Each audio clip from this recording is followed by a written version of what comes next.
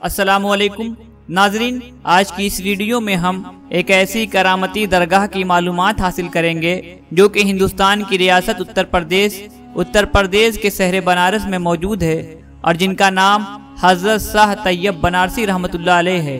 आपका आस्ताना एक ऐसा दारुस्सिफा है जहां मुसीबत ज़दा को मुसीबत से निजात मिलती है।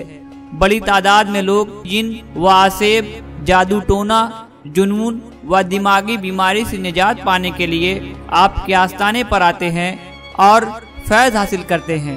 तो नाज़रीन, इस वीडियो को शुरू करने से पहले आप सभी से गुजारिश है कि अगर अभी तक आपने हमारे चैनल को सब्सक्राइब नहीं किया तो सब्सक्राइब कर लें, साथ ही जो बेल आइकन है उसे भी दबा दें ताकि हमारी हर आने वाली वीडियो की नोटिफिकेशन आपको मिलती रहे। और वीडियो पसंद आने पर इसे लाइक और शेयर ज़रूर करें। तो आइए इस वीडियो को शुरू करते हैं। आपका पूरा नाम हज़रत मखदूम शाह तैयब फ़ारूकी बनारसी रहमतुल्लाह अलैह है। आपका सिलसिला नसब हज़रत अमीरुल मोमिनीन खलीफतुल मुस्लिमीन हज़रत उमर फ़ारूक आज़म रज़ियल्लाहु ताला अन्हु तक पहुँचता है। आपके जद्दे आला शेख खलील फ़ारूकी रहमतुल्लाह अलैह सरज़मीन अरब से हिंदुस्तान तशरीफ़ लाए और ज़िला गाज़ीपुर के भितरी में क़याम फरमाया। अतराफ़ गाज़ीपुर में आपकी औलाद ज़्यादा हुई और मुतफर्रिक मुकामात पर फैली। हज़रत खलील फ़ारूकी के दो पोते हज़रत शेख फरीद व हज़रत शेख दाऊद इल्म हासिल करने बनारस आए और पीर के हुक्म से शादी कर ली। बनारस और उसके अतराफ़ में इनकी औलाद का सिलसिला फैला। हज़रत मखदूम शाह तैयब बनारसी का सिलसिला नसब इस तरह है। इब्न शेख मोइनुद्दीन इब्न शाह हसन दाऊद। कहा जाता है कि जब आपकी उम्र 10 साल की हुई तो आपके वालिद बुजुर्गवार हज़रत शेख मोइनुद्दीन रहमतुल्लाह अलैह का विसाल हो गया। वालिदा माजिदा जिंदा थी लेकिन परवरिश फूफी ने की। उस वक्त आप कुरान शरीफ पढ़ रहे थे। कुरान शरीफ और फारसी की चंद किताबों को पढ़ने के बाद कुछ दिनों हज़रत उस्तादुल उलमा मियाँ शेख निज़ामुद्दीन के मदरसा में हाजिर होकर सर्फ व नहव की किताबें पढ़ी। हज़रत उस्ताद पढ़ाने के ज़माने में हज़रत मखदूम की वज़ा को बेहद पसंद फरमाते थे और नजरे इनायत कामिल फरमाते थे। अक्सर ये फरमाते कि इस लड़के से पेशवाई की बू आती है, दुनिया इसके बरक़ात से हिस्सा पाएगी और ये खानदान इस बच्चे की ज़ात से रोशन होगा। यहाँ पढ़ने के बाद फिर जौनपुर तशरीफ़ ले गए और शेख नूरुल्लाह हरवी रहमतुल्लाह अलैह की खिदमत में हाजिर होकर सराविकाया, हस्सामी और मानी की बात किताबें पढ़ी। जब शाह तैयब बनारसी रहमतुल्लाह अलैह ने तरीक़त की वादी में कदम रखा तो इसके इलाही ने वो इस्तिराब पैदा कर दिया कि दिल दुनिया से उचाट हो गया और सिर्फ गोसा नसीनी और जिक्र इलाही में सुकून मिलता और दीवानगी और मस्तानगी का ये आलम हो गया कि दिल को याद इलाही में मज़े आने लगे। तिलावत कुरान पाक में रग़बत व कसरत पैदा हो गई। बिलाखिर जब इन हालातों कैफियत से दो चार हुए तो क़याम जौनपुर तर्क फरमाकर बनारस चले आए। मगर यहाँ भी सुकून करार कहाँ, इस्तिराबी और बेताबी बढ़ती ही गई। दूसरी तरफ रोज़ी और रोटी का मसला भी सामने था क्योंकि शादी हो जाने की वजह से ज़ौजे मुकर्रमा के अखराजात और वालदा माजिदा जिंदा थीं, उनकी किफ़ालत का बार आप ही पर था।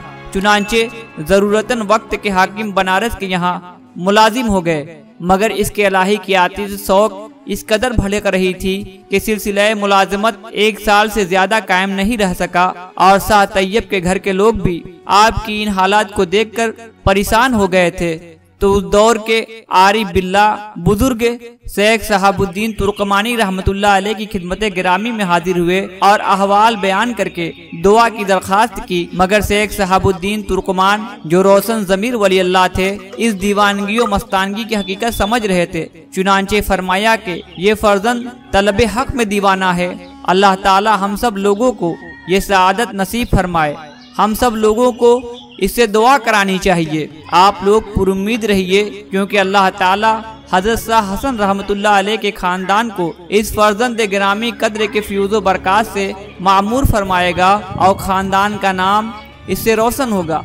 आपके इस इरशाद गिरामी से घर के अफराद मुतमईन हो गए और वापस चले आए। शाह तैयब बनारसी ने इसी दौरान हज मुबारक का इरादा फरमाया मगर मुलतवी भी कर दिया, जिसके बारे में खुद ही फरमाते हैं कि मेरे बाद अहबाब ने हज बैतुल्लाह के लिए रखते सफ़र बांधा मुझे भी दाइया और शौक पैदा हुआ। तैयारी करके निकलने ही वाला था कि यकबयक इल्हाम रब्बानी और इशारे खुदाबंदी हुआ कि अभी आप हज बैतुल्लाह व तवाफ़े काबा के मुकाम पर नहीं हैं। पहले किसी मुर्शिद तरीक़त वली अल्लाह के करीब रहकर मारफत इलाही किताबानी हासिल कीजिए। जब मकीन का इरफान नसीब हो जाए तब ज़ियारत मकान के लिए इस अजीम सफ़र का इरादा कीजिए।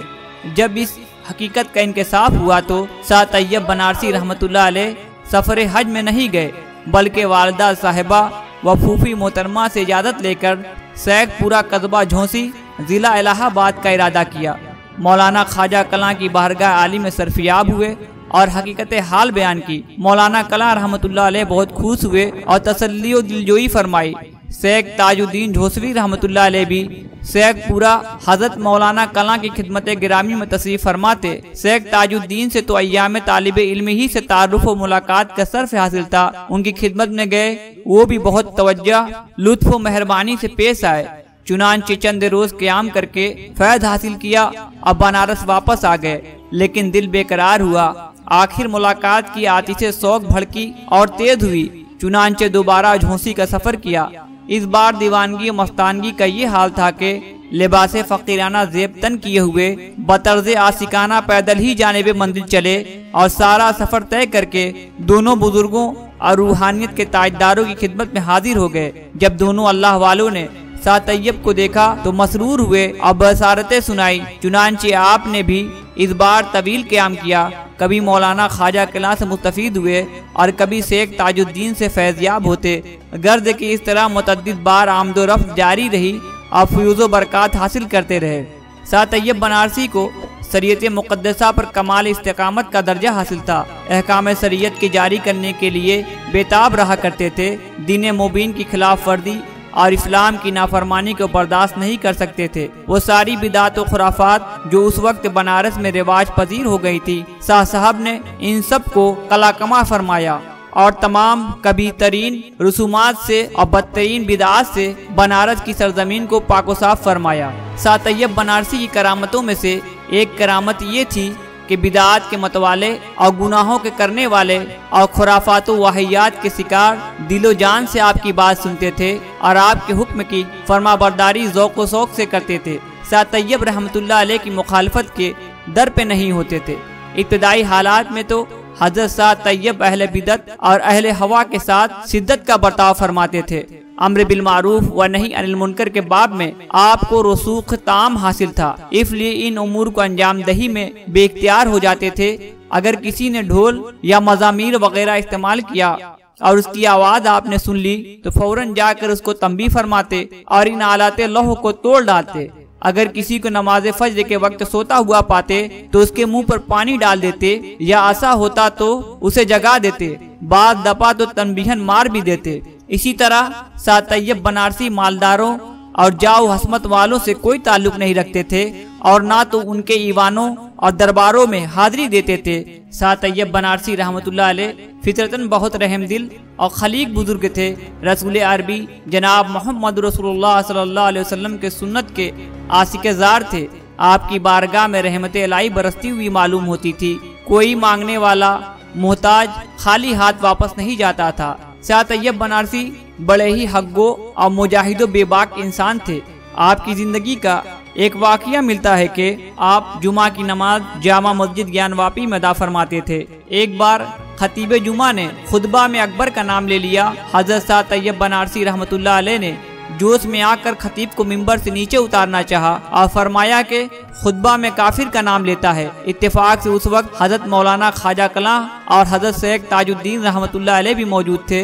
शहर के काजी और हाकिम वगैरह हज़रत शेख तैयब बनारसी की हैबत से कुछ कहने की जसारत ना कर सके। उन लोगों ने इन दोनों बुजुर्गों की खिदमत में आकर अर्ज किया कि हम लोग बादशाह के नौकर हैं, अगर बादशाह की इत्तला हो जाएगी तो हमारे घरों को ताराज कर देगा। मौलाना ख्वाजा कलां ने शेख तैयब को हिदायत फरमा दी कि मौजूदा ज़माने में बादशाह काफिर है, जामा मस्जिद ना जाया करो। चुनांचे उसके बाद आप मंडुआडी में नमाज जुमा अदा करने लगे। उम्र शरीफ के आखिरी सालों में याद इलाही और इस्तिग़राक़ी की कैफियत का इस कदर गलबा हो गया था कि दोपहर को केलूला और रात का आराम बिल्कुल छोड़ दिया था और फरमाते थे कि अब सोने और केलूला का वक्त नहीं रह गया। वे साल से कबल झोसी तशरीफ ले गए थे। गालिबन सव्वाल मुकर्रम का महीना था। ऐसा की नमाज के लिए मस्जिद तशरीफ ले गए। सहने मस्जिद में वजू फरमाया और दरमियाने वजू में तकबीर तहरीमा के तौर पर हाथ कानों तक उठाया और बुलंद आवाज से अल्लाह अकबर कहा और वासिल बहक हो गए। इन्ना लिल्लाहि व इन्ना इलैहि राजिऊन। यह हादसा फाजिया माह सव्वाल हिजरी 1042 बरोज 2 संबा सब के आखिरी में सुबह सादिक पेश आया। शाह तैयब के खलीफा शेख नासिरुद्दीन झौसवी वहाँ मौजूद थे। आसपास के गांव और मुजाफात के मुरीदीन और मुतल्लिकीन को इसका इल्म हुआ तो सब के सब वहाँ पहुँच गए और गुफलो तजहीज़ो तकफीन का काम अंजाम दिया। हाजरीन ने कहा कि तदफीन भी झोसी में ही होनी चाहिए, क्योंकि हजरत शाह साहब ने एक बार फरमाया था कि अगर झोसी में मेरा विसाल हो जाए तो हजरत शेख ताजुद्दीन झोसवी के कदमों में दफन किया जाए। मगर शाह साहब के खलीफा शेख नासिरुद्दीन ने गौर फिक्र के बाद फरमाया कि झोसी की विलायत तो हजरत शेख ताजुद्दीन रहमतुल्लाह अलैह के अनवारो बरकात से मामूर है और हजरत शाह तैयब बनारस के हैं। विलायत बनारस ही के रुद्दो हिदायत के लिए आप मामूर किए गए थे, लिहाजा बनारस ही में आप आसूदाए खाक रहेंगे, इसलिए जनाजा मंडुआ डी जाएगा। जब ये हकीकत अरबाब बसीरत पर मुनकसिफ हुई तो याराने तरीकत ने जनाजा बनारस के लिए रवाना कर दिया, जो मंगल को मंडुआ डी पहुँच गया और इसी रोज तदफीन अमल में आई कि बनारस का आफ्ताब आलमताब मंडुआडी में रूपोस हो गया। हजरत शाह तैयब बनारसी का मकबरा मंडुआडी में ज़ियारत गाह खास व आम है। मकबरा का अहाता वसी है, जिसके अंदर एक शानदार पुरसुकून मस्जिद है और एक शानदार मदरसा भी है।